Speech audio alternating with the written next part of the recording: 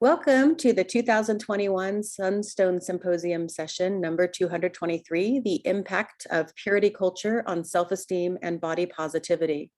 At Sunstone, we are making it a goal to build a community that allows many ways for people to express their faith. Our tagline is, "There is more than one way to Mormon." We invite you to help us build a community where all paths are given space to be better understood. Please support us in our mission by making a donation and subscribing at sunstone.com. After the symposium, Sunstone's staff will edit, polish, and re-upload all of this year's session videos to the Whova app. It will take about 2 weeks for everything to be available, but once it is, every video will be available to watch and re-watch in the Whova app through the end of 2021. Please type any questions into the Whova app to be addressed during the Q&A. About this presentation.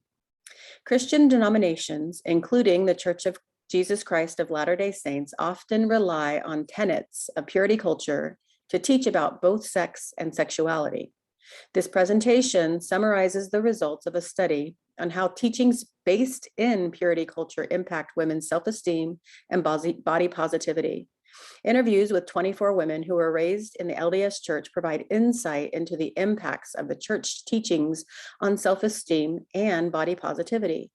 This presentation explores how churches can leave behind the harmful teachings of purity culture and move forward into advocating for abstinence from a lens of body and sex positivity.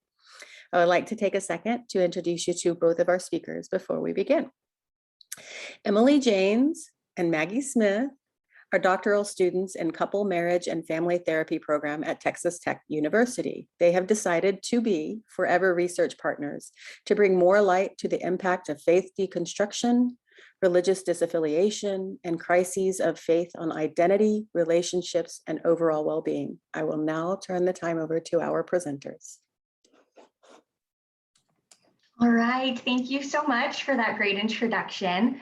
I'm going to pull up our PowerPoint really quickly and we will get started. But we are so excited to be here today and we're so excited to have this opportunity to be at Sunstone. We wish that we could be there in person and interact with all of you in person, but we're also grateful that we have this technology, this digital platform to be able to present to you from Texas. And so we're really excited to be here. And both Maggie and I are really passionate and excited about this topic. And so we're excited to be able to jump into it with you and answer some questions at the end and have a conversation about purity culture and its impacts.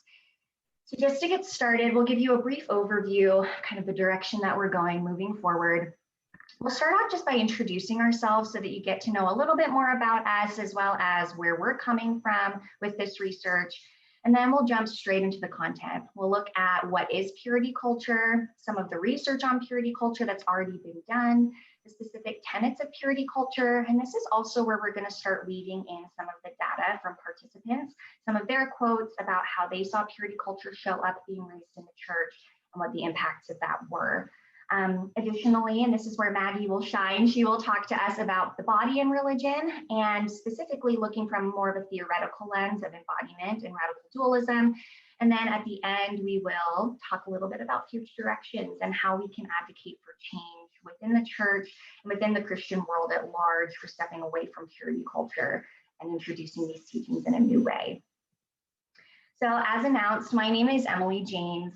There's just a little bit of information about my education on this slide. So I started off at Utah State University, where I got my degree in psychology and a minor in human development. I recently finished up my master's degree at Virginia Tech, where I got a master's degree in marriage and family therapy. And now currently I am a doctoral student at Texas Tech University, again, in their couple marriage and family therapy program. That, of course, is where Maggie and I met. And like it said in our introduction, we very quickly connected just as friends about life stuff, but then also realized we had a lot in common with our stories and like in terms of spiritual and religious stories, as well as our research. And so for me, my main research interests are around the intersection of identity and religion and spirituality, more specifically, how change to religious identity, so faith crisis, faith transition, faith deconstruction, all of that good stuff. How does that impact our identity, our overall well-being, our relationships, and how we view ourselves and the world? So that's my main research interest, as well as looking at therapist training, specifically, again, around religion and spirituality and other contextual factors. And so today, I'm also going to talk just a little bit, and Maggie will do the same, about our religious backgrounds. Again, just to give you a little bit more information of kind of where we're coming from with this research, what our personal lenses are, and how we were raised within purity culture. And so for me, I was raised in the LDS Church. I was raised in the Church of Jesus Christ of Latter-day Saints. Served a mission, married in the temple, all of that good stuff. And currently I'm in kind of a place of limbo with the church, just trying to figure out kind of what my relationship with the church is, what I want that relationship to be moving forward, in a pretty consistent state of deconstruction and just figuring out where I stand and where I want to be. I have a deep love for the Mormon church, for Mormon teachings, and a lot of that is what motivates me to do this research and to learn more about how we can improve the community and help folks within the community. So now I'll pass the torch over to Maggie so that she can introduce herself as well. Awesome. Like Emily said, my name is Maggie Smith, and I got my bachelor's from Auburn University, War Eagle, big Auburn fan. And I got my degree in Human Development Family Studies, so similar. And then I moved on up the coast to East Carolina University in Greenville, North Carolina. I got my master's in marriage and family therapy, and then went to Texas Tech for my PhD. And I now doctoral candidate, which is kind of a scary word because that means I'm now supposed to be working on my dissertation. So check in about a year, hopefully it'll be done, but we'll see. So that's what that means. I actually just moved from Lubbock to Dallas for my internship. And so sadly, Emily and I are not in the same city anymore, but like she said, we just connected really quickly as friends, but also because of our shared stories when it comes to faith. In terms of my research, my focus is mainly on how we can restore our relationships to our bodies. And that kind of covers a few different areas. So one is body image, disorder eating prevention. How can we just have more positive, more accepting relationships and more intuitive relationships with our body? And also with sexual identity, how can we connect to our sexuality in a way that doesn't promote shame or fear, but instead promotes freedom and intuition?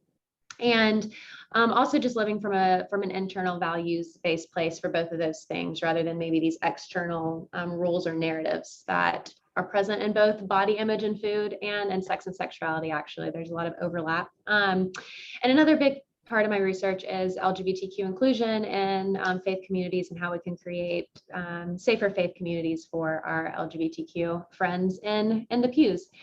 So in terms of my own church history, I was raised in the Methodist church, but more of an evangelical culture. I was raised in the South. And I actually joined the Catholic Church when I was in college. So I became Catholic, and since then have had a lot of deconstruction, reconstruction around my Catholic faith. Similar to Emily, I have a deep love for the Catholic faith and Catholic teachings, and a little more complicated relationship with the church as an institution. So yeah, we just bring that nuance, and we try to bring that complexity into this conversation, that there's people across the spectrum of their relationship to their faith, to the church, and to God, and that hopefully we can hold space for that in our presentation. Many of my dear friends are members of the LDS Church, so I do have a deep appreciation for that church as well. And so that's why I'm really excited to be here to talk with you guys with Emily today. Yes, thank you, Maggie. So like I said, we're just going to jump right into things. And before we pull up our slide about purity culture, I think it's important to note that we could have spent the entire presentation just looking at purity culture, what it is, the tenets of purity culture and its teachings. It's complex, and there's a lot to look at and to break down and take apart when it comes to purity culture. So this is in no way going to be exhaustive around purity culture. It's more just kind of a little taste to set up the rest of the presentation. And so when we're looking at purity culture, like I said, it's complicated. There's a lot of moving pieces when it comes to purity culture. And so I really like this definition, which comes from a recent book chapter about the impacts of purity culture. where instead of kind of defining it and saying like point blank, this is what purity culture is, it more broadly defines it as what we find in purity culture are the following tenets. So restriction of all sexual activity to heterosexual marriage, focus on modesty and more specifically women's modesty, a focus on sexual purity and virginity, and then also a reliance on abstinence only education. Now in this chapter, the author notes that purity culture is harmful in and of itself, and it's a problematic way of teaching about sex and sexuality. However, they also specify that purity culture is particularly harmful to women and to sexual minorities. And so I think that that's important to note. And that comes because purity culture and its teachings are often geared towards women. Some of the things that we'll talk about in just a little bit here are that women are often viewed and almost pedestalized as the gatekeepers of sexuality and kind of these guardians of virtue. And so it's particularly harmful to women. And because it has very heteronormative assumptions around relationships, around sex, around sexuality, it's also going to be particularly harmful to sexual minorities. I think that's particularly important as we think about moving forward and how can we shift the narrative around sex and sexuality within the church. It's important to keep all of these pieces in mind. So just a last kind of final note is historically, when we look at the purity culture movement, across time, there was a huge influx in purity culture and its teachings in the late 90s and early 2000s. And so when you start digging into the literature and information about purity culture, you see a lot of different words and ways of referencing purity culture and its teachings. So you will likely see purity culture. That's a pretty common, typical phrase to use, but you also might see the virginity movement, again, because of that focus on sexual purity and virginity. The abstinence movement, again, reliance on abstinence only education, and then the chastity movement, which is the languaging that we're most familiar with in the LDS Church, with the law of chastity being the main way that we talk about sex and sexuality within the church and its teachings. So thinking about the research that's already been done on the impact of chastity and purity culture, it's been researched for a long time. There are decades of research on purity culture and its impact and the impact of abstinence-only education. And something that I think is fascinating is that the results are largely inconclusive. If we look at all of the research kind of stacked up about purity culture and abstinence-only education programs, there are some studies that say that it's helpful, that you see a decreased number of sexual partners over time across the lifespan, that you see older age at sexual debut, that you see people making kind of better choices from that lens about sex and sexuality. However, there are also many studies that say the complete opposite, that what we actually see is lower age of sexual debut, more partners across the lifespan, more rates of unplanned pregnancy, STIs, HIV, and less condom use or less belief in the efficacy of condom use. So the results are all over the map, and there's really not a lot of information about why that is. So there are some studies that say that it's effective, other studies that say that it's not, and a lot of studies that are just somewhere in between. And so we think that this is interesting, especially because purity culture and its tenets are not just relied on within churches and within the Christian world. If you look at America in general, a lot of states utilize abstinence-only education programs. And so purity culture has kind of weaved its web into all facets of the way that we talk about sex and sexuality. And the research tells us that it may or may not be effective. So there is a precedent that's being set that we can change and try to shift the way that we're talking about this. What research does tell us about purity culture doesn't really have much to do with sexual behavior and sexual outcomes. What research does tell us is that the risks more lie in the stigmatization of sex and sexual behaviors, limited support around all things sex and sexuality. So learning about it, talking about it, having conversations about it, limited access to developmentally appropriate education and information, and not just developmentally appropriate, but also scientifically accurate information about sex and sexuality, limited learning about healthy romantic and sexual relationships and what those look like, and then also limited access to healthcare, which makes a lot of sense if you think about the stigma around sex and sexuality. You're likely not talking to the people who would be taking you to the doctor, and you may not even talk to your doctor about it if the stigma and shame is that strong. So something else that we found, just as we've talked and as we've done research together, Maggie and I, but also as we were preparing specifically for this presentation, is that surprisingly, maybe not surprisingly, depending on what lens you're coming from, but Maggie and I are sad and shocked that there isn't more information about this. There's a huge gap in the literature around the emotional impact of purity culture and the impact of the shame that comes along with purity culture and its teachings. And so we're hopeful that in our careers, we can start to fill in this gap in the literature, because I think anecdotally, the evidence is strong that there's a huge impact of purity culture emotionally, and not only emotionally, but on how we view ourselves, on how we view our relationships, on how we engage with other people and the world around us. And so anecdotally, I know for me, there was a huge impact. The teachings of purity culture have had a huge emotional impact on me. I know they have for Maggie, for our friends, for our family members, for the people that we've talked to and interacted with. And you'll see some of these themes start to come out in the data and in the quotes that we share with you a little bit later on in the presentation. And so now Maggie's going to take over for a little bit. And what we're going to do, we've structured the presentation so that Maggie will kind of take purity culture from more of this wider lens, so kind of in the Christian world in general. And then I'll take it from more of a specific LDS doctrine, so kind of how do we teach it in the LDS Church. And then we'll start weaving in the quotes. So I'll let Maggie take over. Awesome. Sorry if y'all saw me disappear there for a second. I had to plug in the laptop I'm using. So sorry if that was distracting.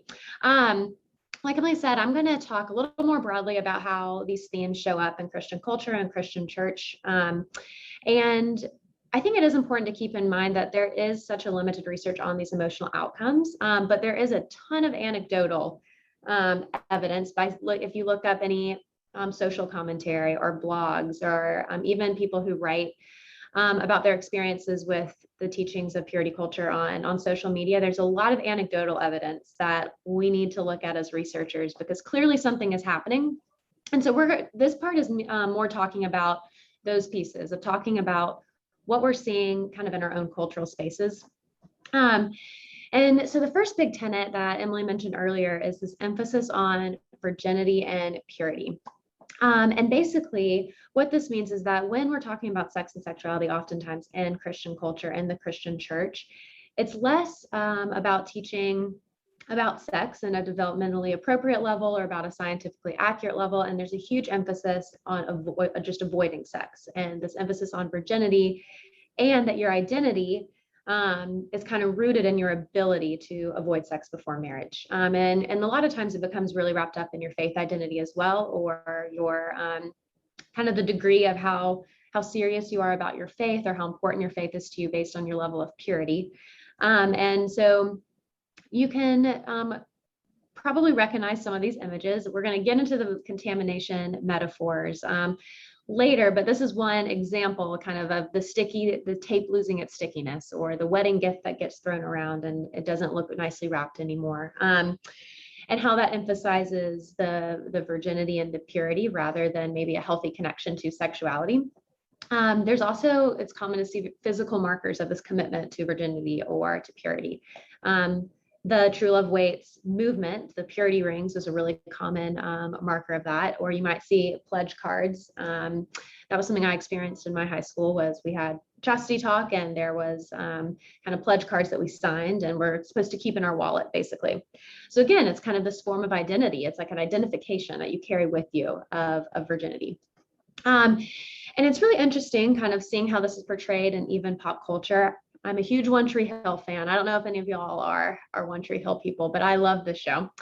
But there is a part where the Clean Teen Club is a part of the show. And it's interesting the way this is framed in the show. It's kind of framed more as an extreme way of thinking, or kind of this weird thing that doesn't actually happen.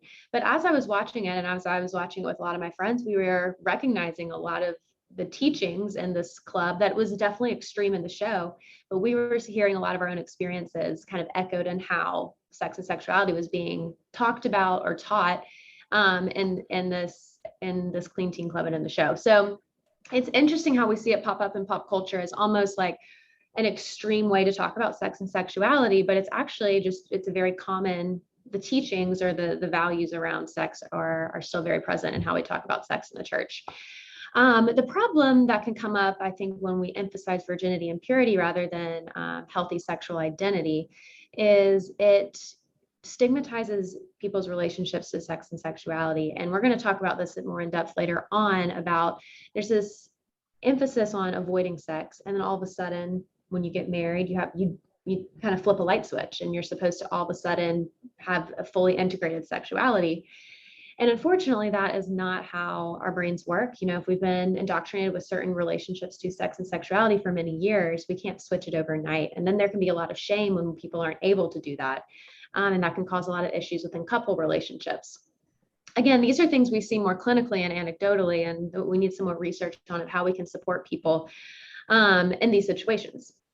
I also want to say throughout this is that we are just kind of pointing out some of the impacts. We're not advocating necessarily that the church needs to change everything that they're teaching about sex and sexuality or even about abstinence. We think that there's definitely space for that. It's just figuring out how we can talk about it in a better and more integrated, holistic way.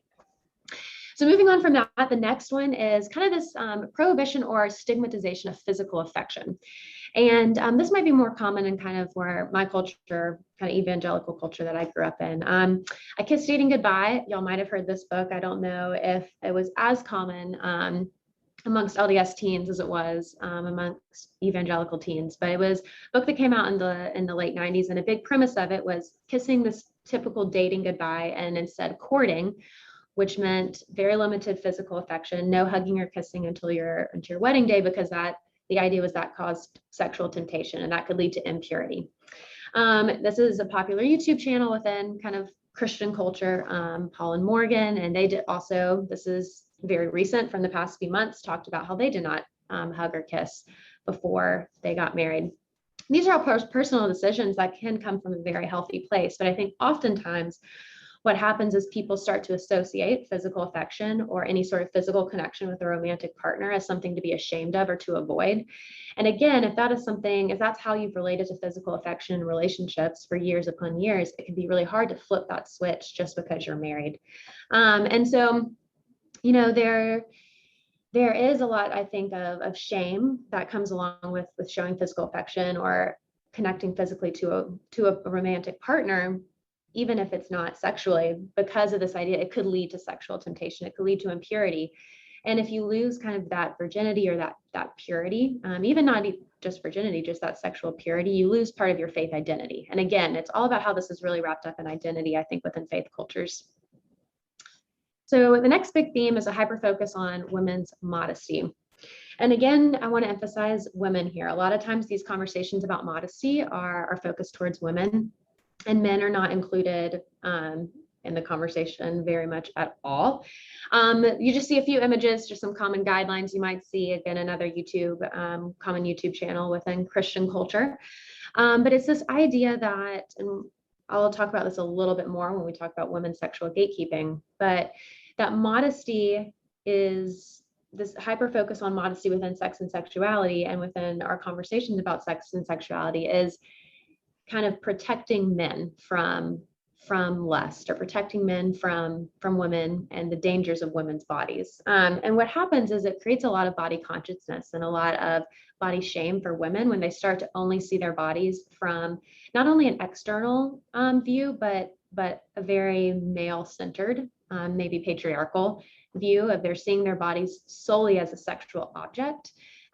Which can lead to a lot of problems. We do know a lot of research that self-objectification, that idea of seeing your body as an object, has led to disordered eating, so many mental health outcomes. And when you are dressing not based on what feels good or what is comfortable, but you're dressing purely based on what it looks like or how you might be tempting other people, it's really hard not to slide into that self-objectification category. And it is hard when men are taught that women should be dressing a certain way for their minds also not to slide into that objectification of women.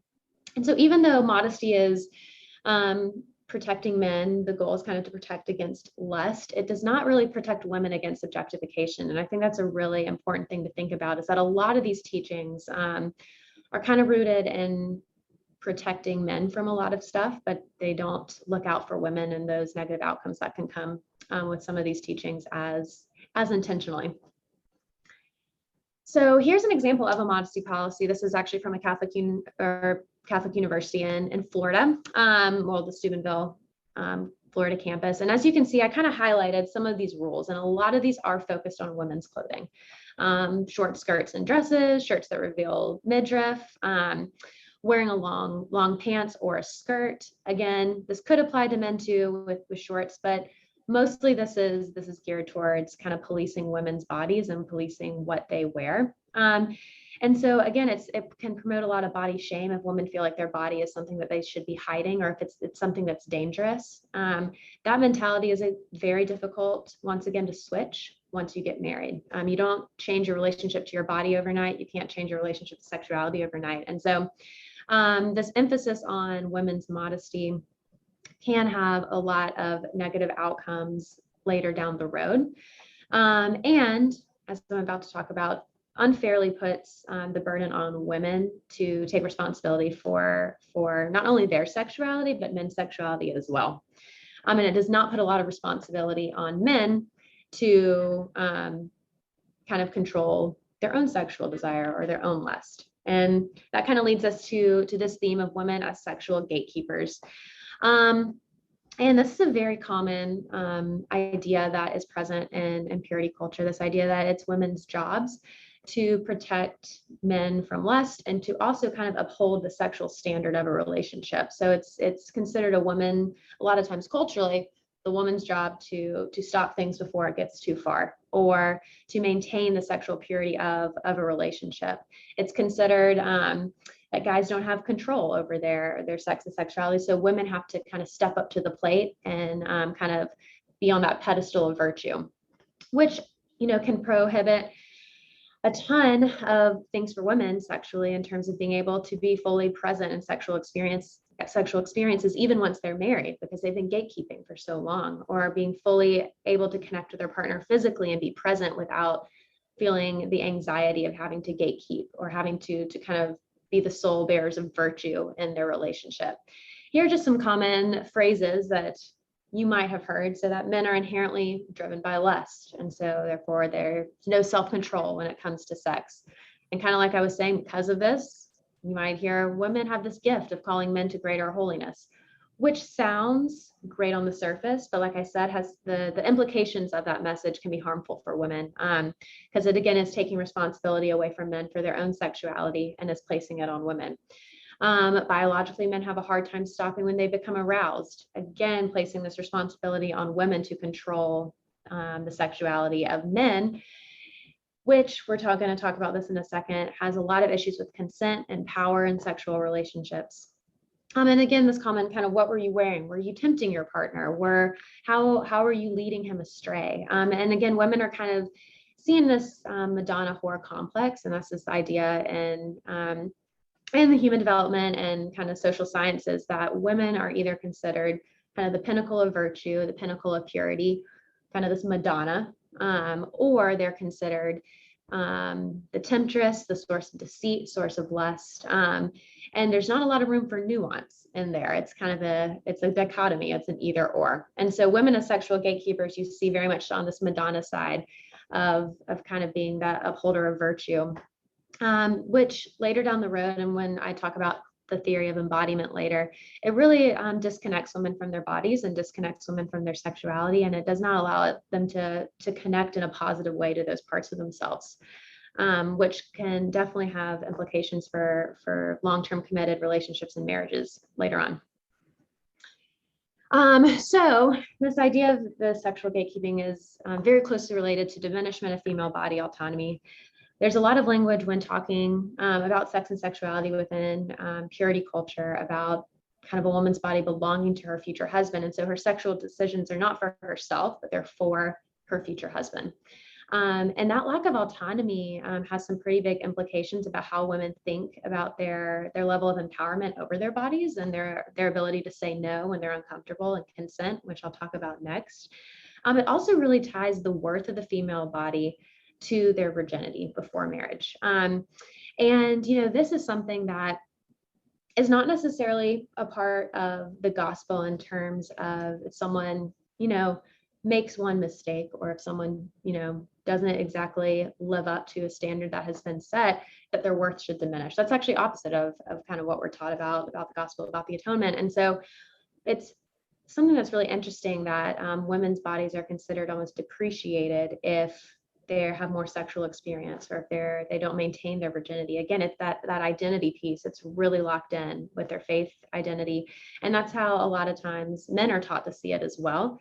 And there's a lot more grace and nuance given to men's sexuality and to men's sexual decisions before marriage, because that's considered quote unquote normal for men, or just more forgivable because that's how men are wired. But women are supposed to be kind of the pinnacle of virtue. And so when that is the focus, then that diminishes a lot of female body autonomy, because their body is not for themselves, it's for their future husband. They're maintaining this virginity not because necessarily it's something they've chosen for themselves, but because they're told that's how you can honor your future husband, which again disconnects people from their body, disconnects people from their sexual identity, and prevents them from making decisions from a place of their own values rather than from a place of shame or fear. And so finally, this goes to just lack of education on sexual consent within purity culture. There's a lot of talk about two different kinds of sex, and that is premarital sex and marital sex. There's not a lot of talk about the other two types of consensual and non-consensual sex. A lot of times, because of this emphasis on virginity that we've been talking about, there's this idea, well, I've already gone this far, like I'm already contaminated, so what's the point of saying no now? Like I'm already too damaged. And so again, even if they were pressured into something women were pressured into something that was not what they wanted, and there was a power dynamic there, they already feel like they've broken the law, that law of their faith, and they've disappointed God in a lot of ways. And so that can lead them to not exercise their consent. And a lot of times we just don't have these conversations within churches about how to say no, and how to receive a no, and how to stop when someone does say no. And I think that this is just a really important thing that we need to be thinking about, because it can promote a lot of rape myth acceptance within Christian culture and within churches.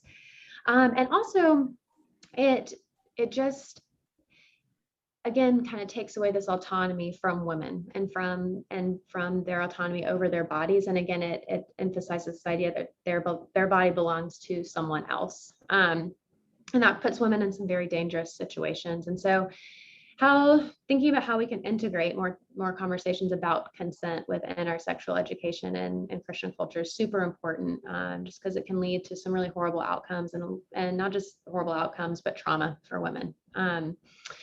So we'll talk about that towards the end, about how we can do that a little bit better. But these are just some common themes that show up in purity culture in the broader church. And Emily is going to talk a little bit more specifically about how they show up in the LDS Church. And so you'll see quite a few overlaps there.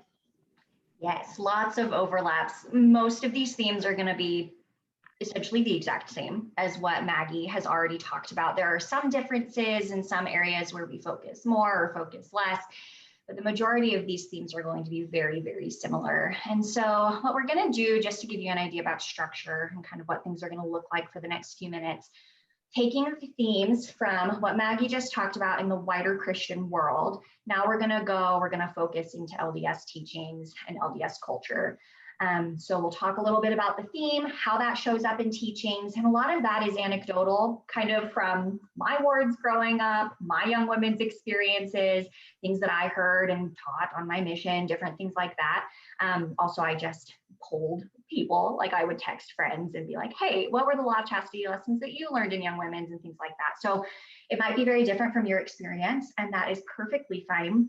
But we're going to go into kind of some of the teachings around purity culture, or the teachings that stem from purity culture within the LDS Church. And then we'll start taking a look at some of the data. And so we'll look at quotes, just a handful of quotes for each theme around what participants said about purity culture and their experiences with it growing up in the church. So starting off, Maggie mentioned this when she talked about the lesson with like the stickiness of tape, and some of these contamination metaphors and metaphors around purity culture. And something that I think is really interesting is that these metaphors are used throughout purity culture and across churches. And so oftentimes what we see is that purity culture is built off of these metaphors that devalue women's bodies and diminish their bodies and worthiness. So these are just a handful that I heard in my young women's classes growing up. And so of course we've got the licked cupcake, the chewed gum, which are essentially the same, just in different packaging. Again, comparing a woman's body to these food items, extremely objectifying and diminishing of their worth and value. And then again, diminishing that value again through the metaphor of once it's been touched, once it's been eaten, once it's been used, no one else will want it. So the teacher would hand the cupcake to one person in the class, instruct them to take a lick of the frosting, then pass it on to a peer who was also instructed to take a lick of frosting. You can imagine how things fell out from there. Ew, that's gross, I don't want that. And then it's then expanded and generalized to sex, sexuality, and the worthiness of women.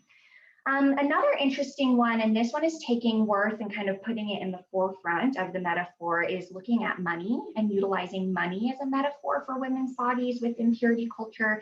So there's the crumpled dollar bill and the freshly minted penny. Teacher holds up a dollar bill fresh from the bank. It's crisp, it's beautiful. Look how wonderful this is. Don't you want this? Don't you want this in your wallet to carry around with you? Of course we do. Okay, crumple it up, put it under their foot, maybe get some dirt or gum or gunk on it.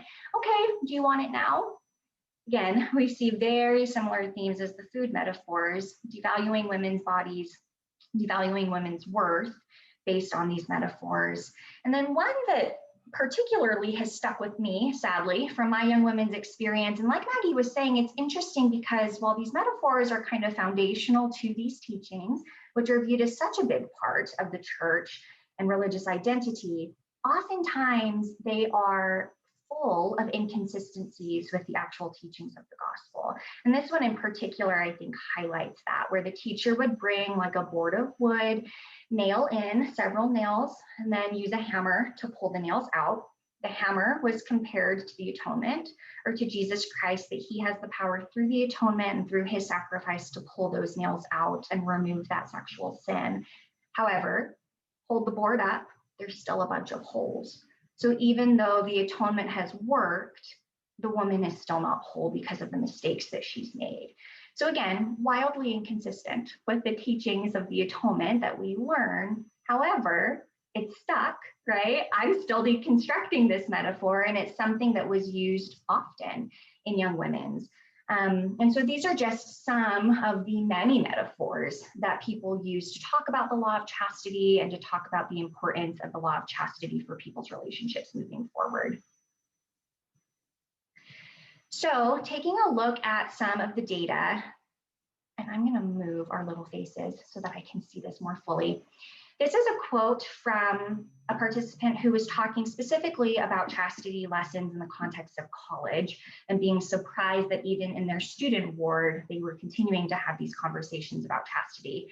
So she said, and so at a time when I think we should have been entering adulthood and treated more like adults, I think we were still treated, when it came to sexuality, we were still treated very much like youth or children in that way. So yeah, hearing from a middle-aged man about how my sexuality was like a toaster and my male counterparts were like a light switch, just an odd way to learn about and discuss sexuality as a community. And I actually feel like those kinds of less mature, less trusting conversations around my sexuality stunted my development at that point.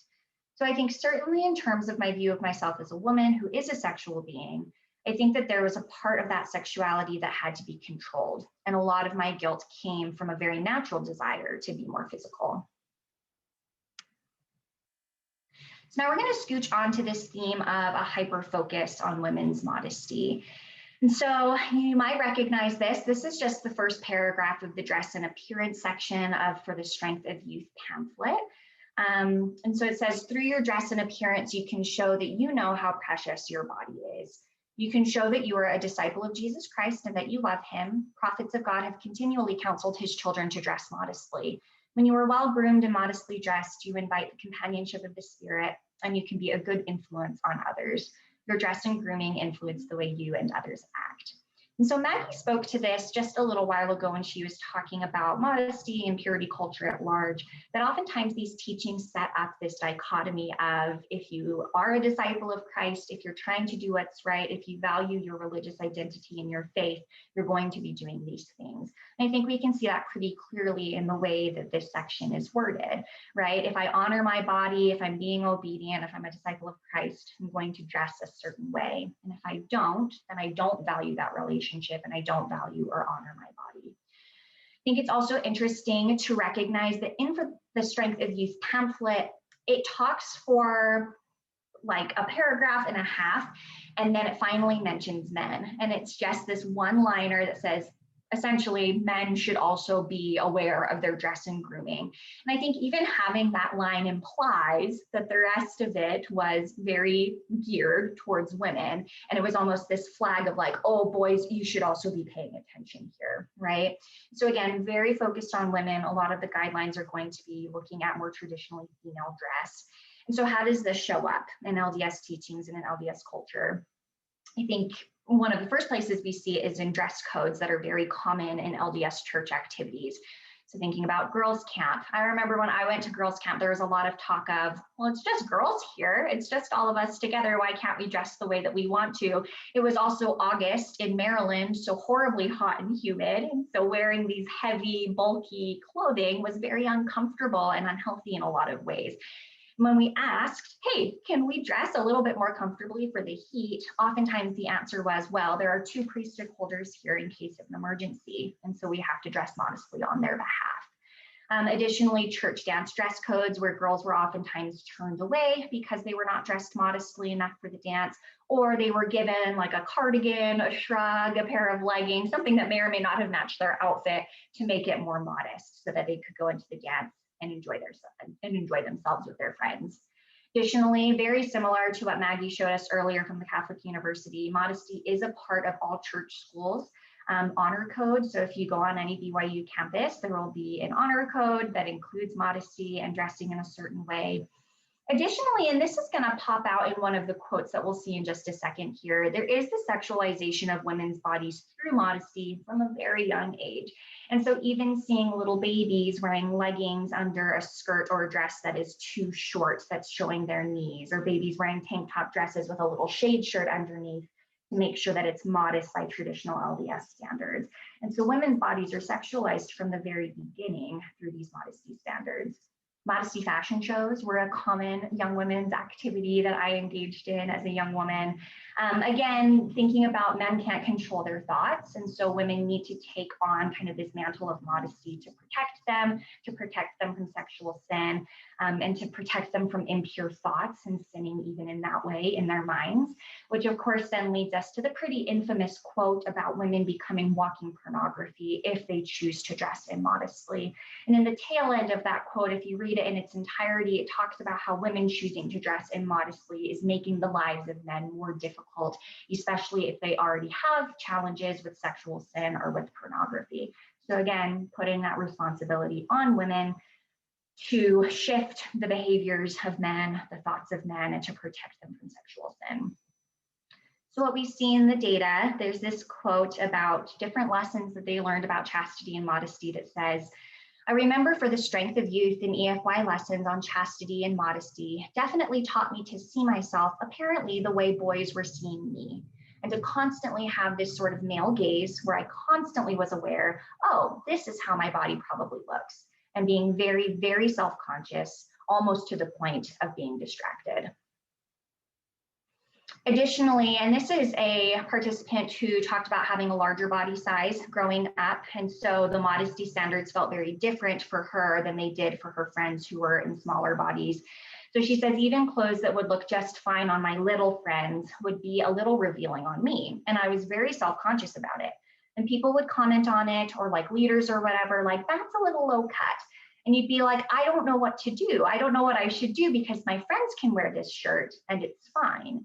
It made me, and I'm sure a lot of other girls, very body conscious at a time when that wasn't necessarily what we should have been focusing on. And I believe this is the last quote for this theme. Something that I've been thinking about recently and how I dressed the sexualization of my body.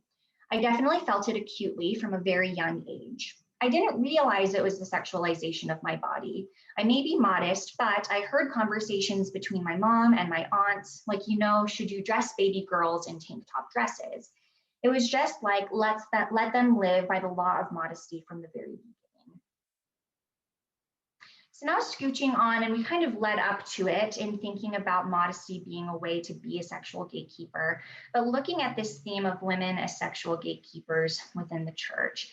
So again, as we've talked about at length at this point, most purity culture teachings are going to be very focused on women and girls. So thinking about the law of chastity lessons that young women receive every year, oftentimes they're also looped into lessons about marriage and having children, the sanctity of marriage, all of those things. So we're getting bombarded by these messages about the law of chastity very often.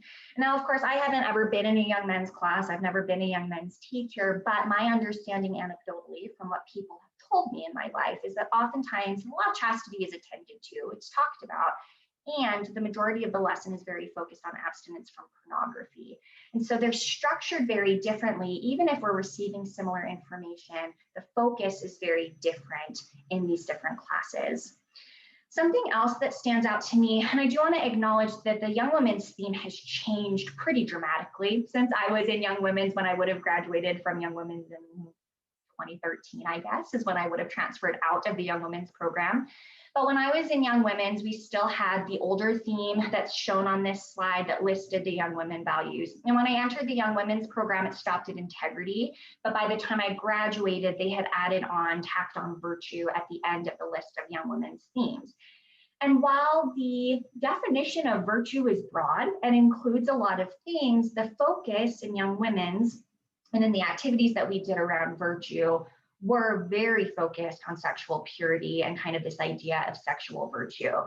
The theme song for the year that virtue was added was called Guardians of Virtue. I still remember a lot of the lyrics to it, like, we are guardians of virtue, we stand for what is right. Again, putting that focus on women, you're the guardians of virtue. This is your mantle to take on to protect not only yourself and your own purity, but also the purity of the people around you. And so looking at the quotes, one participant said, you have to save these boys. They can't control their thoughts. They can't control their actions because they are boys. It's harmful. In an ideal world, you would make sure they are worthy priesthood holders. It's up to you to make sure that they are doing what they should because they can't control it. And this is another quote from one of the participants and this speaks to what Maggie was talking about earlier with issues of consent and not learning about consent within purity culture teachings. This participant said, I think one of the most harmful things I heard was a quote. He talks about how a woman's virtue is so important that if she was being raped, she should rather die than lose her virtue. I remember consciously thinking, if someone tries to rape me, I need to let them kill me. And so I picked up on a lot of shame around chastity and modesty, and I very much picked up on the idea that women were responsible for men's behavior, that the way I dressed and acted would protect me from abuse, and that if a man did that, it was probably my fault that I wasn't protecting our virtue. So again, putting all of the responsibility on women's shoulders to protect not only their own virtue, but also the virtue of others. So these last three themes, and some of these, this is where things are going to start to differ just a little bit from the themes that Maggie talked about earlier. But I think that these themes are important, especially within LDS culture. And so they kind of lead us into this final theme, which was something that Maggie and I thought was really interesting and worth reporting on and worth looking at a little bit closer, because we've been chewing on it for a long time since we started this project months ago and started thinking about kind of the more emotional impacts of purity culture. So we'll lead into that theme with these final two. I believe that in addition to this hyper focus on women's appearance through modesty, there's also a hyper focus on women's physical appearance and kind of these European standards of beauty. And so a very plain area that you can see this where it's just pretty out in the open is in the LDS Missionary personal grooming guidelines, where on the elders page, there is a section on dress and appropriate dress as a missionary and those standards. And then of course, there's a section on hair and what's an appropriate hairstyle and haircut for an elder. But then when you go to the sister missionary page, there's a ton more information about dress, a ton more information about hair, and then a lot of information about makeup, and providing women with makeup tips, including a line, and I'm not directly quoting here, but the gist of it is makeup's not required for sister missionaries, but it can help you look your best, right? So thinking about these bodily modifications that women should make to be more appealing to the people around them. Additionally, oftentimes it wasn't uncommon to see young women activities that were centered around grooming and dress. So modesty fashion shows are an example. We've already talked about having someone who does hair come in to talk about how you can curl your hair well or braid your hair in different styles. Makeup artists coming in and showing you how to do your makeup and how to select colors that look good on you in dress and in makeup. And so lots of focus on dress and grooming, whereas in young men's, oftentimes they were out playing sports or going on adventures or doing more fun things. Not that dress and grooming and hair can't be fun or enjoyable or a hobby that people have, but the focus was very clear. Additionally, and this is definitely not like a church teaching or a doctrine by any means, it's more kind of an understated cultural message that I think many of us pick up on over time, is this idea that, you know, in the LDS Church, women's kind of blueprint for what they need to be doing next is getting married, right? After high school, you get married, you have kids, you move on from there, right? That's kind of the blueprint that's set up in young women's classes and even before then for women and their lives. And so there's kind of this idea of having a backup plan, whether it's a mission or getting an education or these different things. And I do think some of these narratives are shifting and changing today, but especially you would see people who didn't get married by the time they turned 21 before the mission age change. And it was very much like, ooh, like something happened there, like what's wrong that they had to serve a mission and that they didn't get married, right? And again, this probably was very different depending on where you lived, depending on your ward. And I think that this is not an uncommon thing that people picked up on, that if you were physically attracted, you were going to get married young, it wouldn't be difficult for you to get married. And that if you were attractive, you didn't need this backup plan to do something different with your life. So this is a participant who talked about their body and feeling unattractive as a teenager and young adult. And she said, I think I used my body as sort of both a shield and a shame for me. I knew my body was less attractive than what the boys around me, because they were very explicit about it, what they found attractive. But I also felt really protected, like I'm not at risk. I'm not endangering myself or anybody else because my body is not attractive. Which leads us into the objectification of women, which Maggie talked about quite a bit already, so we won't stay here for long.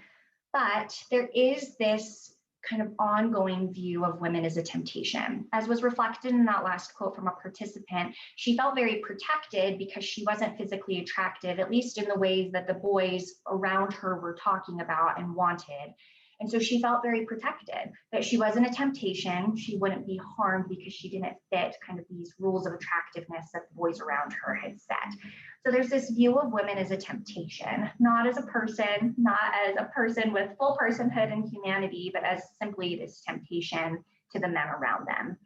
Additionally, through the metaphors, through different teachings and ways of talking about purity culture, there is this idea that women's worth lies in their appearance and in their sexuality.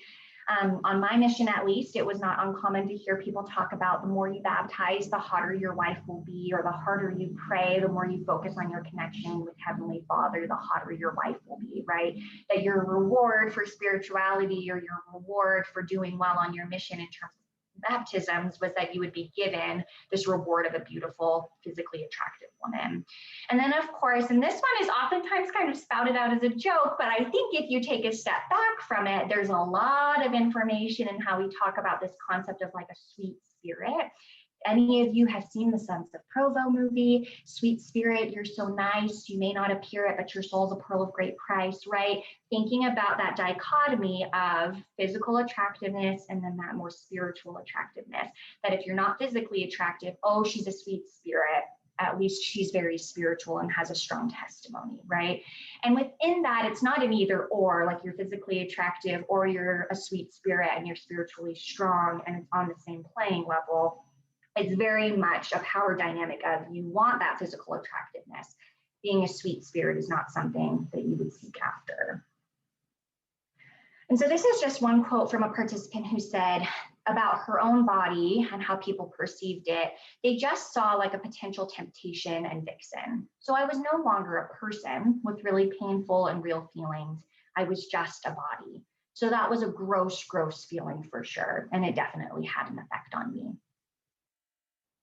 Which leads us to this final theme that kind of sparked this conversation and our research projects that we're working on and this presentation for Sunstone is kind of this catch-22 that women within the church find themselves in.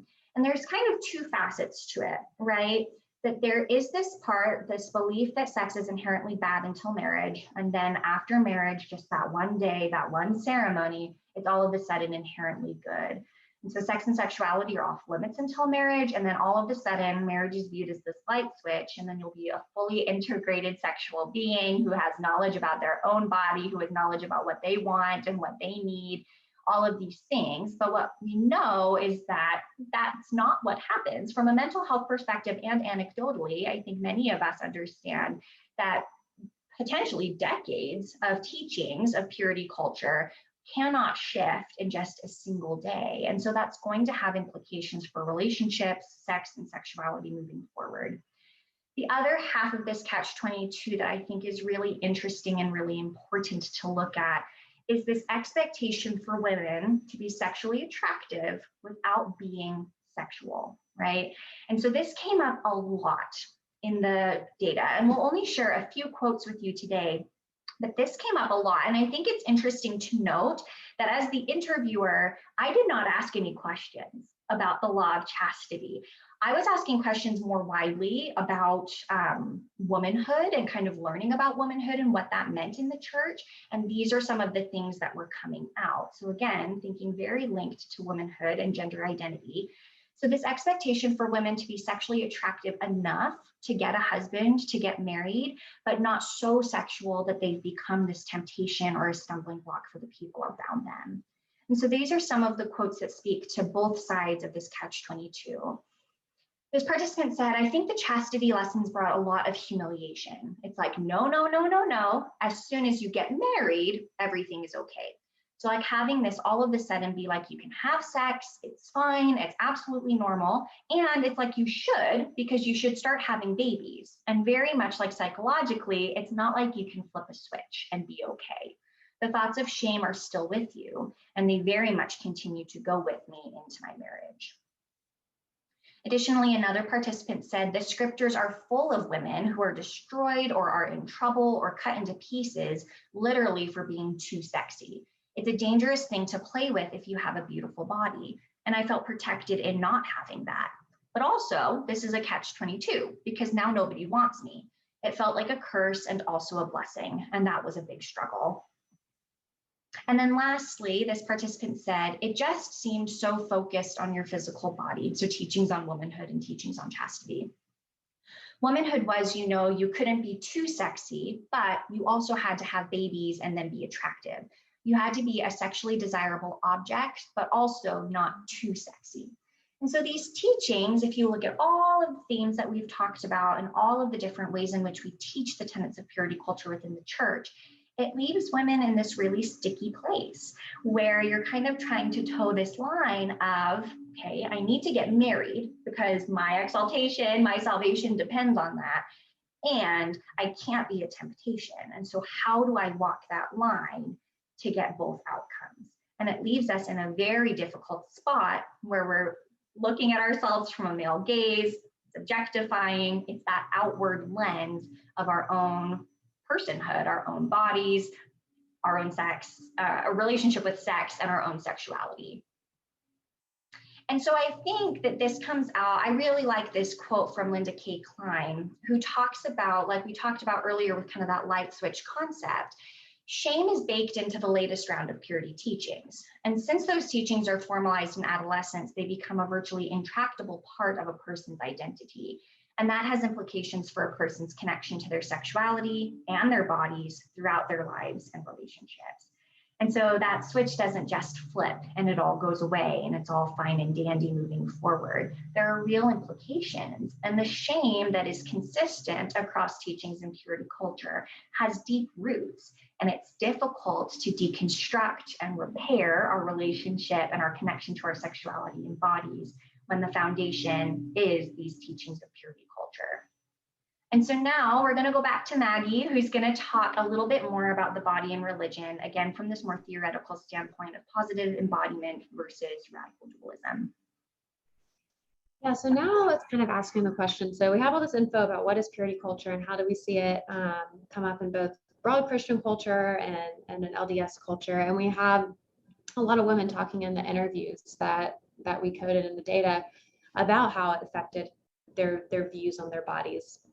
And so this next little part is talking about kind of what are some theories, or basically what's some language we can put to that? What language can we put to what's going on in that process of how purity culture is impacting women's relationships to their bodies and their body image?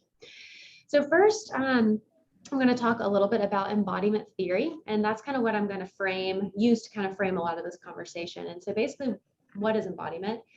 It is, broadly speaking, kind of the perceptual experience of the body engaging with the world. So how do you perceive your body engaging with others around you, with the society around you, with the narratives around you? How is your perception of your body engaging with that? And so it's really focusing on the relationship between one's body and their social context. So how does your relationship, how does the social context that you're in, whether it be religion, whether it be maybe diet culture, different narratives about different things, how do those societal narratives impact your relationship with your body, and how do you perceive that? So that's kind of the larger framework of embodiment. And so really looking at the theory, there's two different types of embodiment: positive embodiment and negative embodiment. So positive embodiment is this idea of being one with the body. So your connection with your body is very positive. It's very strong. There is an intuitive awareness of your internal body cues. And so that can fall across the spectrum of many things, whether it be fullness or hunger cues, whether it be different sexual boundaries or sexual desire, body appreciation, and sense of competency. And so this idea that you appreciate your body and what it can do, and you have a belief that your body is capable and is competent. And so basically this positive embodiment is just talking about how connected someone is to their body and how much they appreciate the function of their body. This is much more rooted in an idea of freedom and an idea of intuition. So we also have negative embodiment, and basically these are experiences that disrupt that positive connection to the body. Actually, a lot of us start out with a very positive embodiment as kids, but there's different things, especially as women, and especially how society talks about our bodies, that disrupt that positive relationship with our body as we get older. And those are negative embodiment experiences. So that's anything that disconnects you from your body. Messages that tell you your body can't be trusted, that your body is inherently bad, it's inherently tempting, or maybe when it comes to food, you can't trust your hunger, things like anything that disconnects you from your body's internal cues. And it's very focused to these negative embodiment experiences. There's a preoccupation with fitting external standards. So these external standards can be of appearance, so different beauty standards or body ideals, but it can also be behavior. And I think that's where we see more of the purity culture. There's a preoccupation with fitting the standard of behavior when it comes to sexuality.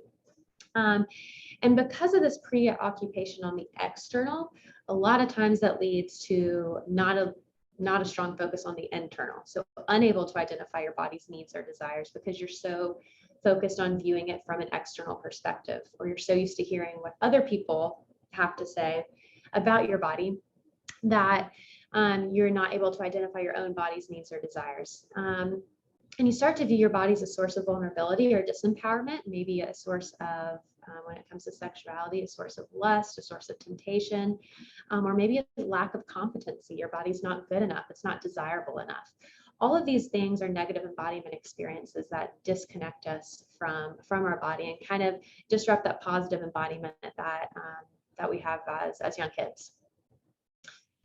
So there's three different kind of domains that social experiences can impact, and that's the physical domain, the mental domain, and the social power domain. And basically, these are the different ways that social experiences or social narratives about your body can be disrupted. So, or be embodied. And so when you have the physical domain, there's this dichotomy of physical freedom or physical corseting. So different experiences with our physical body kind of lead to somewhere on that spectrum of having freedom with our bodies or feeling corseted in different ways. Same with the mental domain, it's similar, mental freedom or mental corseting. So these are dominant narratives, maybe labels or expectations, different social ideas about bodies or body image, or about body behaviors. And so these different labels and these different narratives can either create mental freedom or mental corseting when it comes to our relationship to our bodies. And then finally, we have the social power domain. And so different experiences can either empower our bodies in interacting with other people, or it can disempower our bodies. And so things that empower our bodies maybe are different types of exercise or movement that help us believe in the competency and functionality of our bodies. Maybe it's positive sexual experiences within marriage, positive relationships to physical affection. And so we have a social empowerment. Basically, it's empowering experiences when it comes to our body. And then we have a lot of social disempowerment. So maybe things that, different rules about food, about diet culture, different things about what bodies are good and desirable and what bodies are not. That disempowers, those are social narratives that disempower your relationship to your body. So we've seen the application of embodiment theory primarily around relationship to food and exercise, so disordered eating, and also just different types of movement, relationships to alcohol use, and then also gender studies. But a lot of more recent research has started to apply this idea to religion, and especially religion and sexuality. And this is still new. It's kind of within the past few years, so there's still a lot to be done. But that's kind of what I'm going to dive into next, is how can we take this idea of embodiment and apply it to religious teachings, and how can we start to understand religious teachings about the body, and how maybe that's connected to purity culture. So a lot of key tenets of Christianity are actually very positive when it comes to the body. There's a strong belief that the body is sacred because as humans we're created in the image of divinity, of God. And so therefore the body is inherently sacred, and that's kind of re-emphasized, or maybe most primarily emphasized in the incarnation of Jesus in a physical human body. And I know in LDS belief as well that Heavenly Father and Mother also had physical human bodies. So it's this idea of divinity entering and intersecting with humanity, and that's kind of what the human body is representing, is that intersection. So it's divine and it's sacred and it's a beautiful and good thing. And then also we have this idea of the resurrection of human bodies in the second coming. So this idea that once we pass away from this life, our bodies still matter and they're still good and they're going to be restored. So Christianity at its foundation has a lot of really positive beliefs about the body. However, there has been this idea of radical dualism that has been entered into Christian culture and Christian belief. And so I'm going to talk about that a little bit. And basically this kind of, in context or in opposition to this idea that the body is sacred, the body is inherently good, is this idea that the body is not as important as the soul, that the soul is better than the body because the body is viewed as inherently tainted and inclined towards sin. And we see this come up a lot in purity culture, that the body can't be trusted, especially when it comes to sex and sexuality. It is inherently tainted, especially women's bodies are the source of lust or temptation. And so therefore, because of this, the goal is to master the body rather than connect with it. So instead of believing your body is inherently good, you start to believe your body is going to lead you astray. You can't trust your body. And so you have to master a lot of these internal cues, and instead of trying to connect with them and live from a more intuitive place. And a lot of times when this happens, research has shown that this is linked to body depersonalization, so disassociation from your body, a lack of body connectedness, so that disconnection from your body, and decreased sexual awareness, so not knowing, not being connected to your own sexuality and your own sexual needs, and also your own sexual boundaries. And that's a really important thing as well.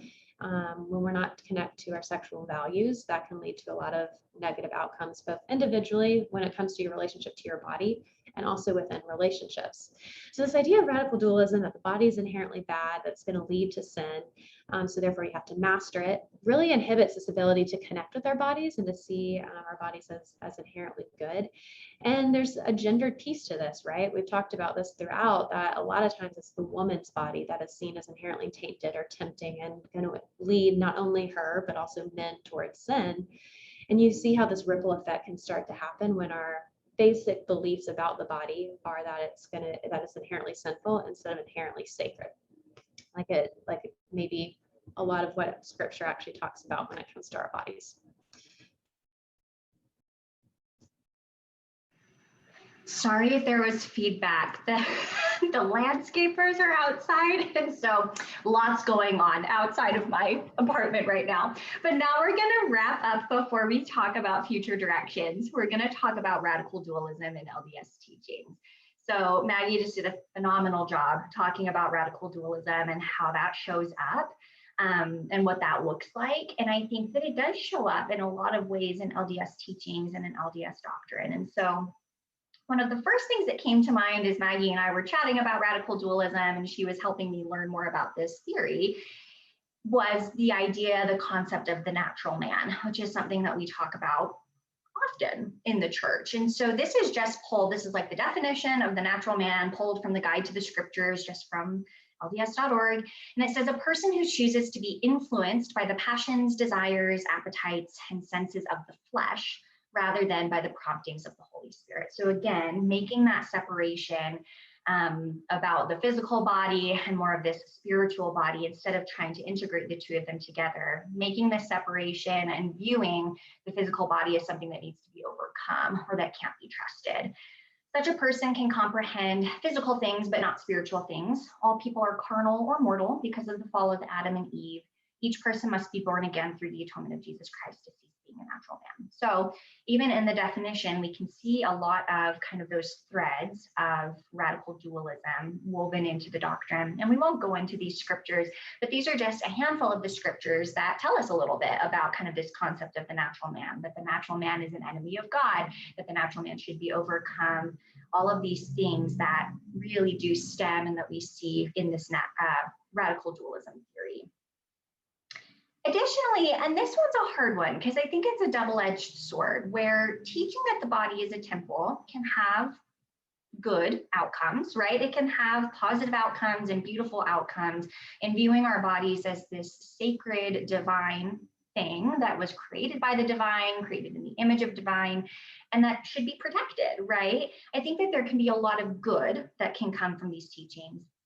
And we need to be careful because I think that it can also create a more sinister kind of undertone to these teachings, where again, because we are kind of pedestalizing not pedestalizing the body, but talking about it in terms of it being a temple, being this structure that houses our spirits, and potentially house the Holy Ghost if we're being righteous and doing the things that we should do, it does put kind of that outward focus on our bodies and protecting our bodies. And so instead of viewing it as this beautiful divine creation, we might then start to objectify our bodies and more put the focus on maintaining purity and perfection, right?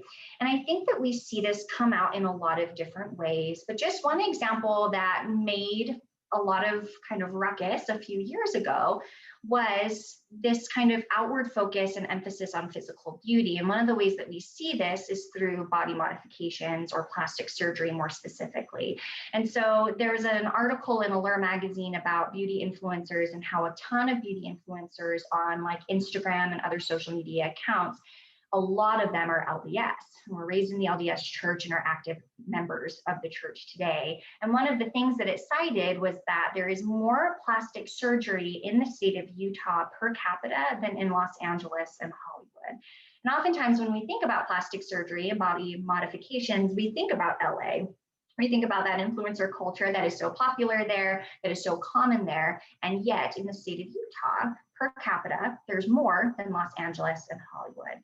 And so kind of this idea from this billboard, God's remodeling his temple, isn't it time to remodel yours? And so it can become, if we're not careful and intentional in the ways that we utilize this teaching, it can become this outward focus and this emphasis on physical beauty and needing to remodel or repair or perfect our physical bodies, distancing them and a lot like making us dissociate from our bodies as opposed to feeling more embodied and connected to our physical bodies. And so to wrap things up, and this is a typical problem for Maggie and I, looking at our time, we're going to save a few minutes for questions at the end, we promise, but we always over prepare. So we're going to finish up by talking about future directions. And like Maggie said earlier in the presentation, the framework of abstinence is pretty solid in the church, right? And so we're not advocating to say, throw away abstinence teachings, throw away all of these things around the law of chastity. That's in no way what we're advocating for. What we are advocating for is there another path to take here? Is there another way that we can talk about the law of chastity, that we can advocate for abstinence without it being fear and shame-based? Is there a way that it can be values-based and promote embodiment and connection to our bodies, connection to our sexuality? Is there a way that we can do that within the church? And we believe that there is in the wider Christian world as well as in the LDS Church. And so I've pulled this quote from Dr. Kate Ott, who talks about this very thing. And Dr. Ott encourages us to step back from this question of what's the replacement for purity culture, right? Instead of trying to fix it from within or trying to fix it from like, okay, we just need to replace it or make it more palatable. Instead, we should be shifting our focus to what does the conversation need to look like? So what do we want this to look like instead? Even if the minimum standard is that whatever we come up with, it will not perpetuate assault, abuse, or shame, people would need to come together and have deep theological conversations about what the sacredness of sexuality looks like to them. So as we kind of finish up our presentation, we encourage you, as you're sitting either at home or at the conference hall, wherever you are, to be thinking about this, to be thinking from a doctrinal standpoint, what does this conversation need to look like? What do we want it to look like? And how can we be having these conversations with leaders, the people around us, within our own families, about how we can change and shift the narrative about sex and sexuality within the church? And there is precedent for this, right? In their recent book that was just published this year, More Than a Body, Lindsay and Lexi Kite talk about how with objectification, we know objectification reduces people to the physical and the observable, but spirituality can counter that force. So there's precedent being set already. Just within spirituality and religion, it has the power through its teachings to counter that force of self-objectification and objectification more widely. So to finish off that quote, spirituality can counter that force with an emphasis on the parts of ourselves that are invisible but connected to greater meaning and power. And there are helpful doctrines like Maggie already talked about within the LDS Church that can help us to set a foundation for these conversations and shifts in narratives. So again, we were made in the image of God. This is something that we believe in, that we were created by divinity, that our bodies are important and created in the image of God, that the body and the spirit are the soul of man together. Our bodies were created for a great purpose, and they help us to fulfill our earthly purpose. Within the plan of salvation, there's a huge portion of that that talks about the necessity of coming to earth and gaining a physical body. And so honoring the importance of our physical body and the importance of the physical body kind of in this greater progression moving forward. So there are helpful doctrines already in place that we can build upon to talk more about embodiment and to shift the narratives around sex and sexuality. So just as a last thought before Maggie wraps things up for us, can we view healthy sexuality from a values-based lens? And there's a lot of discussion kind of in the wider Christian church about how we can do that using this scripture that so many of us are familiar with. One of the great commandments given by Jesus Christ in the Bible, thou shalt love thy neighbor as thyself. And so talking about sex and sexuality in relation to this scripture, Nadia Bolz-Weber said, so love of neighbor means showing concern, and concern for ourselves means being as honest as we can about what our actual needs are and who we really are. So this can be generalized to a lot of different things, but thinking about it specifically in terms of sex and sexual relationships, how can we utilize these values and utilize this commandment to help us be honest and concerned and love ourselves, and be honest with those around us, concerned for the well-being of those around us, and honest with them as well. Yeah, so wrapping up here is thinking about how can we integrate positive embodiment into our sex and sexuality conversations within the church and within Christian culture, and how can we move from shame to freedom?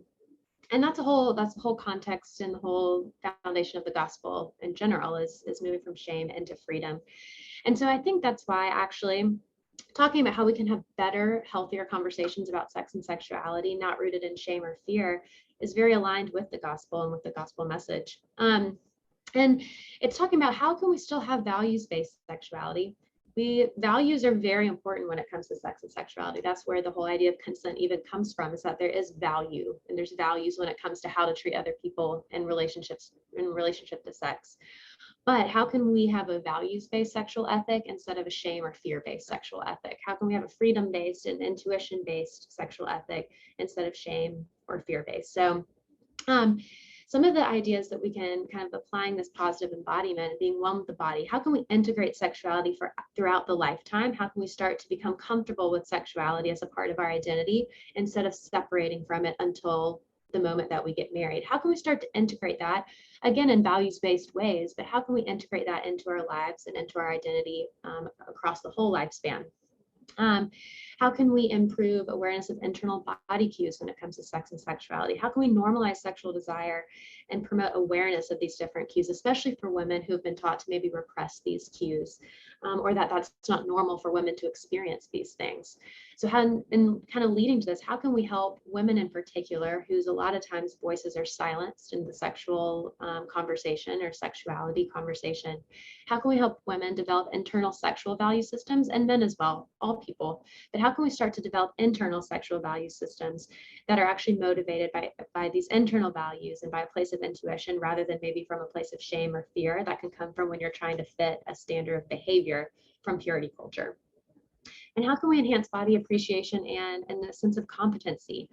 How can we improve comprehensive sexual education? Again, developmentally appropriate, integrating across the lifespan, scientifically accurate.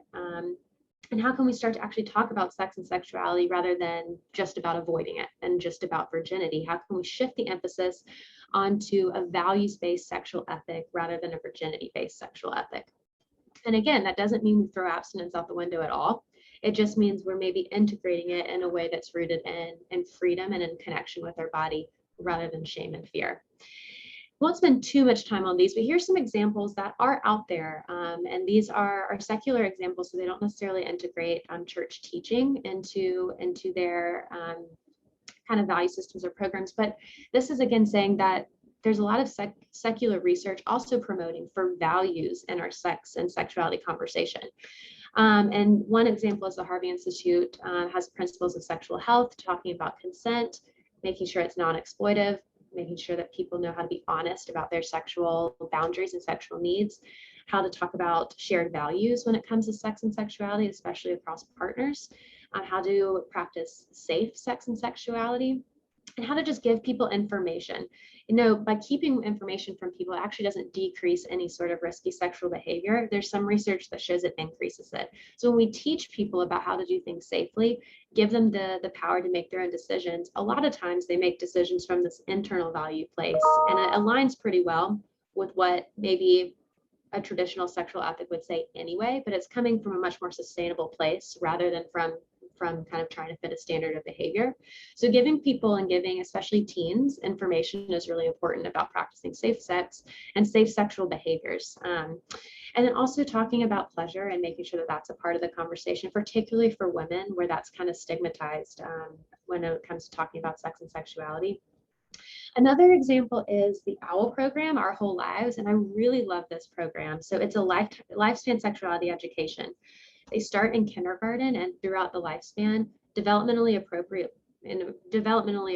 ways, talk about sex and sexuality, and more just about bodies and how bodies work. That's kind of what it starts out when you're young, is just knowing how your body works. And then when you get to the appropriate age, you start to integrate sex and sexuality into that conversation.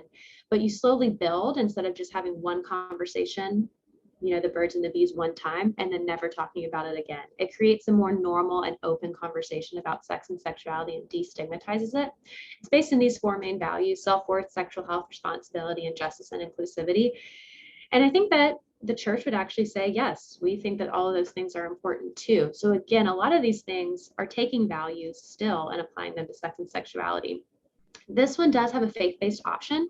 So there's one that integrates faith-based values into the conversation. And so I think there's more research to be done here about how we can integrate Christian teaching about sexuality into a more comprehensive, developmentally appropriate, and less stigmatized way of talking about sex and sexuality. And this is going to be especially important in promoting just positive relationships to our bodies and also to our sexual identity for women and sexual minorities who tend to be more stigmatized in these conversations about sex. I'll let Emily wrap us up with this beautiful quote. Yes, and so we wanted to end on this quote because I'm not sure we can say it any more eloquently or beautifully than Katie Cross did in their chapter on purity culture and the research that they've done. And so what it says, this is how she closes her chapter and how we want to close today. This quote says, bodily holiness is not something that can be achieved, not by way of modest dressing, fear-based metaphors, forced abstinence, or coerced sexuality. It is innate within us all. It exists deeper within our beings than any theodicy or blame is able to permeate. The final word does not lie with that which is fallible and human-made, with distorted doctrines or recanted teachings, but with the love of God that made us and holds us and exists within our bodies, whole, holy, and loved. And so we are hopeful that we can carry on these conversations and that we can bring some of these principles and values into our conversations about sex and sexuality within and outside of the church. And we would encourage you to keep thinking about these things. We kind of piled a lot of information on you to carry away, and we hope that you can continue having these conversations.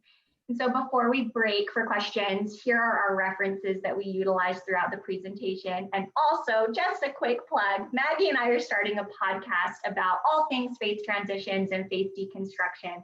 So if you have had a faith journey of any kind, in any way, shape, or form, and you're interested in being interviewed on this podcast, please feel free to send us an email for more information, and we can show you where to go and show you next steps so that we can get an interview set up. So we would love to hear from you, whether it's about the podcast or whether it's about the presentation. We would love to be able to interact more. And now we are going to open up for questions. And both of our emails are here in case we don't get to your question or you want to chat more. Wow, thank you both so much. Maggie, Emily, congratulations. You could change the world with educating people, and I think that's where we need to go.